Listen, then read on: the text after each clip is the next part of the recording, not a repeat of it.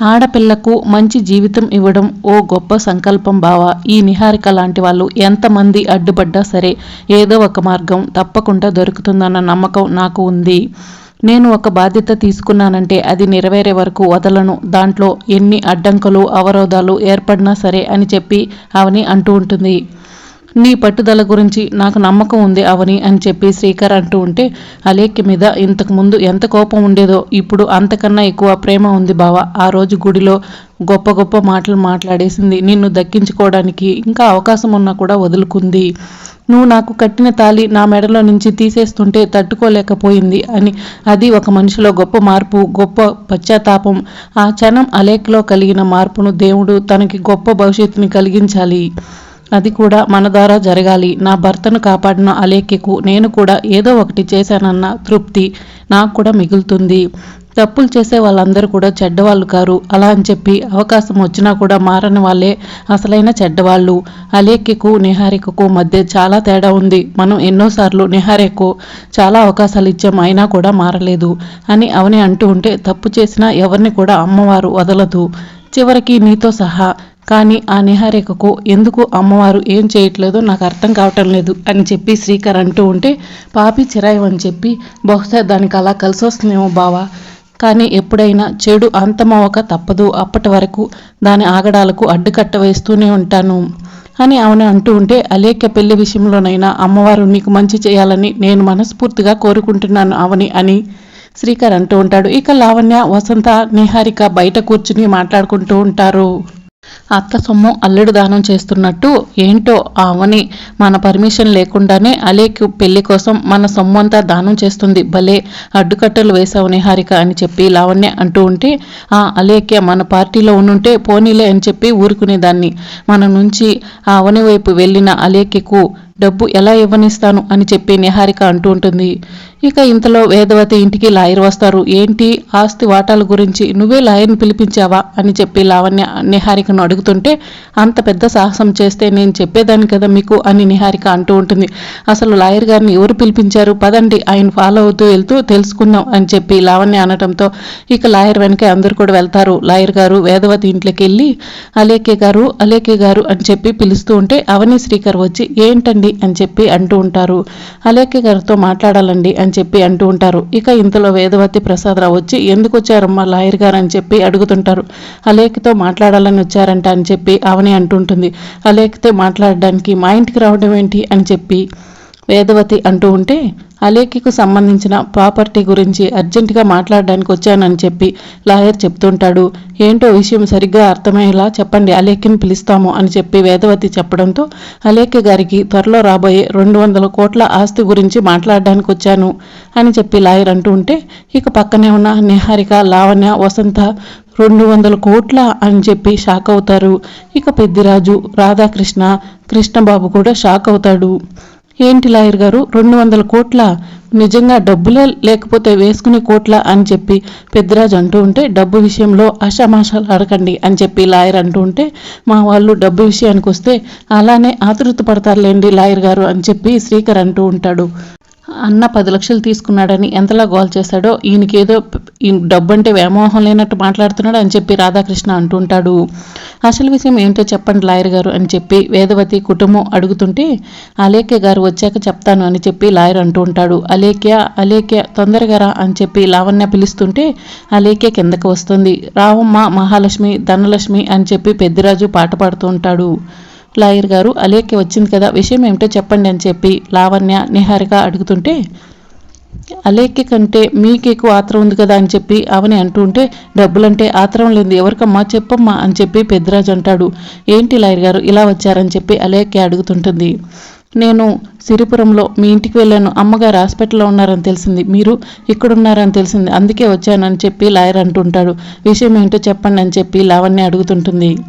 ఇక లాయర్ తన దగ్గర ఉన్న కాగితం తీసి, మీ తాతగారైన శేషాచలం గారు వీలునామా మీ పేరు మీద రాశారు. ఈ వీలునామాలో ఏముందో చదివినిపిస్తాను వినండి.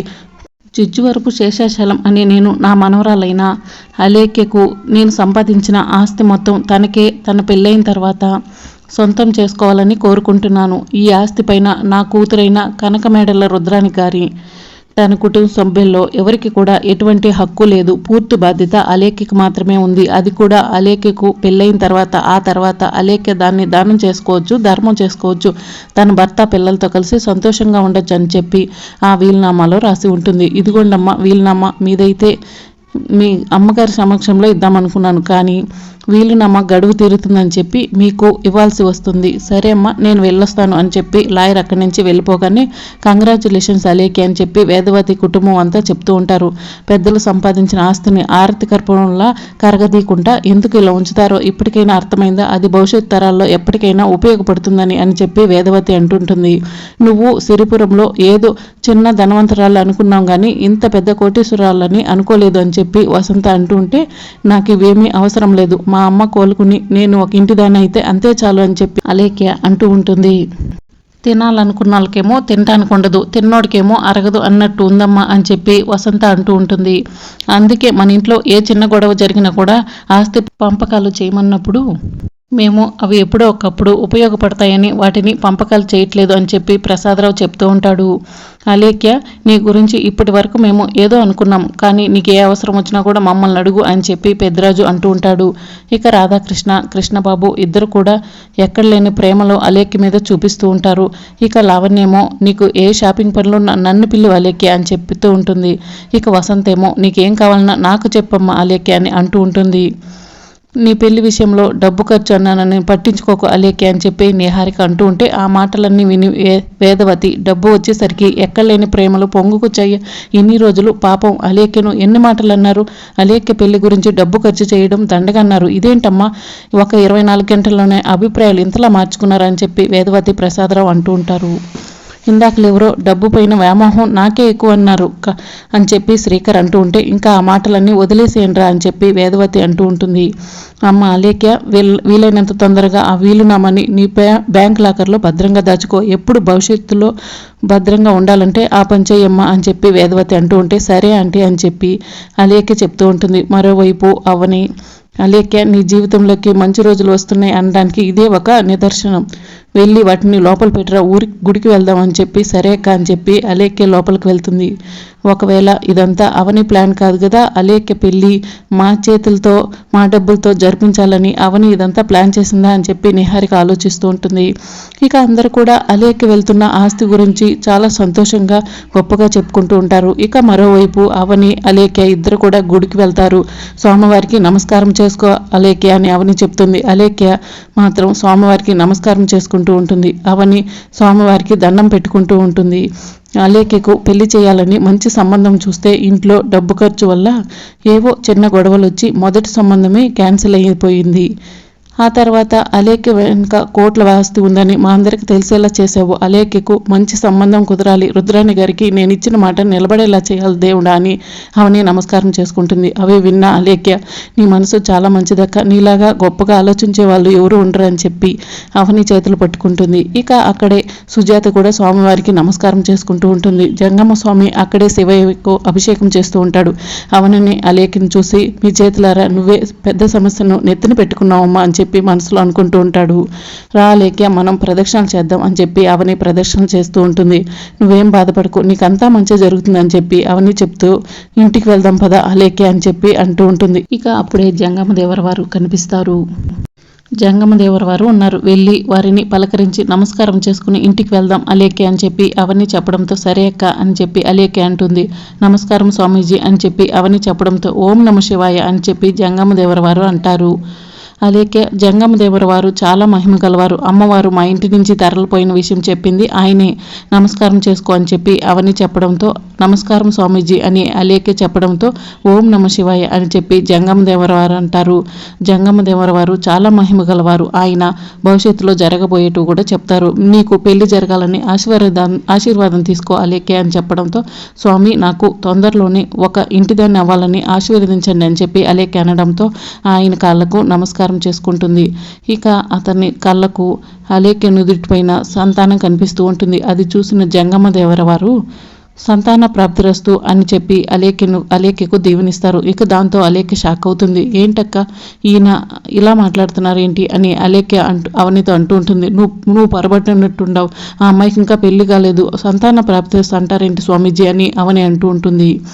ఈయనకు ఏమీ తెలీదు, అంతా తెలుసు అని చెప్పావు, భవిష్యత్తులో జరిగేది చెప్తారని చెప్పావు, ఏంటి ఈయనకు నా మెడలో తాళి లేంది, నా కాలుకు మెట్టులు లేంది కనిపించట్లేదా అని చెప్పి అలేఖ్య అంటూ ఉంటుంది. నాది తప్పైతే నీదే తప్పవుతుంది. నేను తెలియక మాట్లాడలేదు, తెలిసే మాట్లాడాను. నా చేతుల్లో ఏముంది, బూడిద, అంతా ఆ శివయ్య లీల. నేను చెప్పిన ప్రతి ఒక్కటి నిజమవుతుంది అని చెప్పి జంగమ్మదేవర వారు అక్కడి నుంచి వెళ్ళిపోతారు. ఆ మాటలను సుజాత కూడా వింటుంది, షాక్ అవుతుంది. ఇలాంటి దొంగ స్వామీజీల మాటలు వినొద్దక్క, వెళ్దాంరా అని చెప్పి అలేఖ్య అంటూ ఉంటే ఆయన నిజంగా చాలా మహిమ గల స్వామీజీ అని చెప్పి అవని చెప్తూ ఉంటుంది. ఇక ఇంతలో సుజాత వచ్చి ఏం జరిగింది అవని, ఎందుకు టెన్షన్గా ఉండారని చెప్పి అడుగుతూ ఉంటుంది. ఏం లేదక్క, బాగానే ఉన్నాం కదా, మేము గుడికొచ్చి చాలా సోపైంది, నేను నీతో తర్వాత మాట్లాడతాను, మేము వెళ్తున్నాం అని చెప్పి అలేఖ్యని తీసుకుని అవని అక్కడి నుంచి వెళ్తూ ఉంటే ఆయన ఎందుకు అలా ఆశీర్వదించారు అవని అని చెప్పి సుజాత అంటూ ఉంటుంది. దాంతో అవని షాక్ అవుతుంది. ఏమో అక్క, ఎందుకో నాకు అర్థం కాలేదని చెప్పి అవని చెప్తూ ఉంటే పెళ్లి కాకముందే ఇది నిజంగా తెల్లవుతుందేమో, అందుకని స్వామీజీ అలా ఆశీర్వదించారేమో అని చెప్పి సుజాత చెప్పడంతో, సుజాత గారు ఏం మాట్లాడుతున్నారు మీరు, శేఖర్ గారిని ప్రేమించాను కదా అని నా క్యారెక్టర్ బ్యాడ్ అనుకోమాకండి, నేను ఎప్పటికి కూడా అలాంటి తప్పుడు పనులు చెయ్యను, ఆయనకేదో బుద్ధి లేక మాట్లాడితే మీరు కూడా అలానే మాట్లాడుతున్నారు ఏంటి, అవని అక్క మీద ఉన్న అభిమానంతో మిమ్మల్ని ఏమీ అనలేక వెళ్ళిపోతున్నా అని చెప్పి అలేఖ్య అక్కడి నుంచి వెళ్ళిపోతుంది. పక్కలో బల్యంలాగా తయారైంది, దానికి తొందరగా పెళ్లి చేసి పంపించేసి, అది పెళ్లి కాకని తల్లయిందనుకో, నీ జీవితంలో నీ కాపురంలో నిప్పులు పోసుకుందాను అవుతావు అని చెప్పి సుజాత కోపంగా అక్కడి నుంచి వెళ్ళిపోతుంది. ఇక మరోవైపు శ్రీకర్ ఆఫీస్లో వర్క్ చేస్తూ ఉంటే అతని ఫ్రెండ్ వచ్చి ఫైల్ మీద సైన్ చేయమంటాడు. శ్రీకర్ ఏదో దేశంలో ఉండి ఏంట్రా ఏం ఆలోచిస్తున్నావు అని చెప్పి అడుగుతుంటాడు. నా డ్రీమ్ ఫుల్ఫిల్ చేసుకునేది ఎప్పుడా అని ఆలోచిస్తున్నాను, నాకు సొంత కంపెనీ పెట్టాలని ఆశ ఉంది అని చెప్పి శ్రీకర్ అంటూ ఉంటే, నువ్వు అనుకుంటే అది జరుగుతుంది అని చెప్పి అతని ఫ్రెండ్ చెప్తూ ఉంటాడు.